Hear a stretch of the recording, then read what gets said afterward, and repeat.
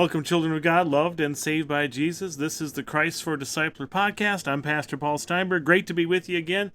I kind of had this cold since Christmas time. Haven't been able to record any podcasts because I haven't been able to talk without a pretty big cough every 5 minutes or less. Finally down to the point. It's a little stuck in my throat. Maybe you'll get a couple coughs out of me here or there. Clear my throat. But otherwise, I think I can talk. So thanks for being patient as we had some replayed episodes and as we had a little time without episodes. Good to be back with you as we take time to disciple ourselves so we can better disciple our children. The Christ for Disciplers podcast, where we take a look at a different Bible story every week and break it down, especially how we want to share this with the kids God has put into our lives. This week, our account is the Transfiguration from Mark chapter 9, or maybe Jesus showing his glory, sometimes it's called. And let me ask you, who has been your biggest, glory meeting, like celebrity meeting? Is there anybody that you've, bumped into? It's like, whoa, I can't believe I met them. And I'm certainly not a big celebrity person, wouldn't even recognize a lot of celebrities, but people do bump into people, and I'll see people post photos where they're next to them, or they go to events and they pay for a backstage pass or whatever. Nothing necessarily wrong with that, but you get all excited about seeing them and saying that you're next to them and you're connected to them. One of my favorite celebrity sightings was at the church I was serving as a pastor at, St. Marcus. They had a TV ministry, and they had the man who played Jesus in the Jesus movie. I wish I could remember his name, Marciano. Really nice guy. But he was filming in the area, and he wanted to come and see Time of Grace being filmed. So he attended church, and he sat down, and because he was in filming mode, his hair and everything was all set, that he looked like Jesus.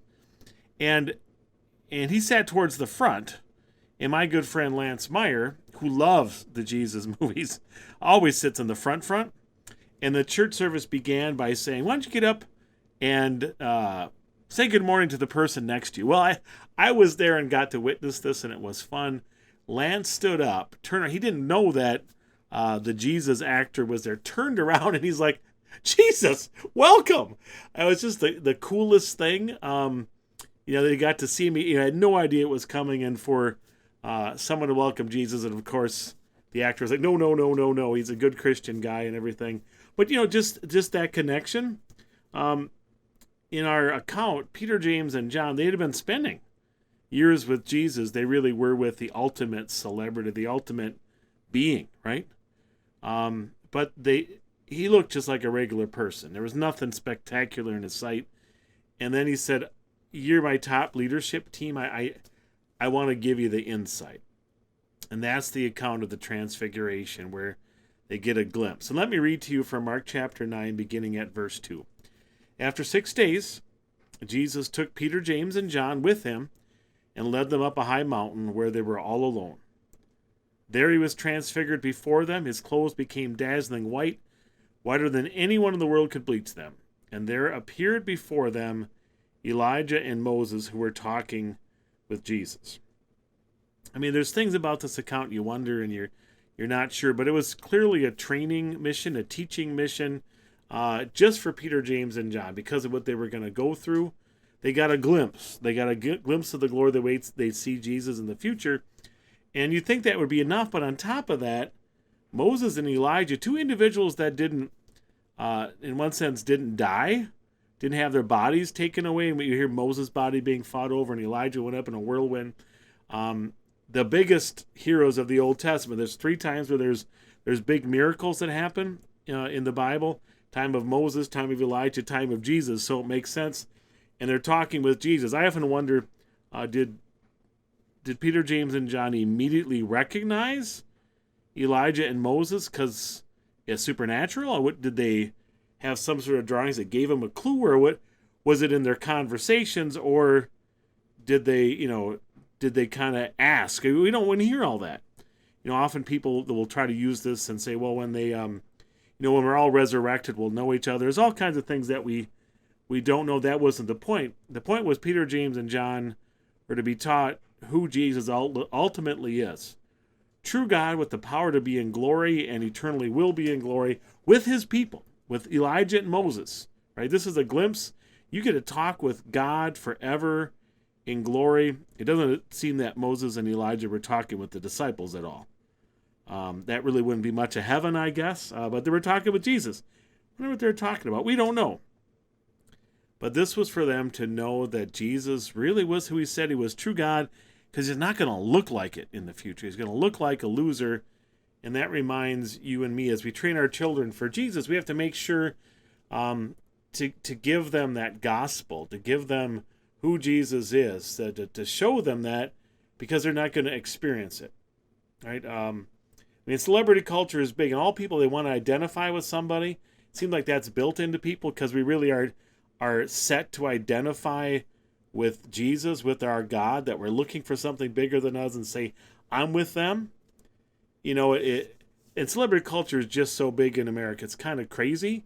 It even overtakes, like, people think, well, sports are big. Well, celebrities are bigger, and sports figures become celebrities. Or, you know, like, even in the church, it's unfortunate that in modern America, the mega church has birthed the celebrity pastor instead of maybe the servant pastor. It's kind of dangerous. We want to make sure that our kids know who the real hero is. Yeah, they can love sports people and musicians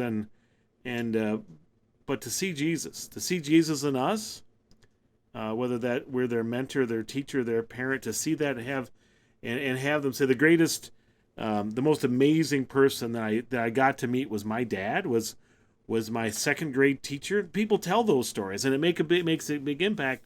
We can't show them Jesus maybe in this dazzling, but we can show them a Jesus that stands out from this world, a Jesus of unconditional love, so they can see it. They can see Jesus in care and concern and time that we show them with unconditional love. We rejoice that despite the fact that we forget this is who Jesus is, he is the ultimate celebrity.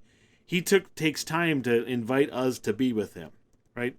In baptism, he puts his name in us. He eats a meal with us in the Lord's Supper, and he talks to us because he loves us that much. And that's what we share with our kids. And that is the power of discipling the next generation in Jesus. Thanks for taking 600 seconds, so Christ doesn't take second in your life, and not in the life of your kids either. The Lord bless you and keep you. The Lord make his face shine on you and be gracious to you. The Lord look on you with favor and give you peace. Amen.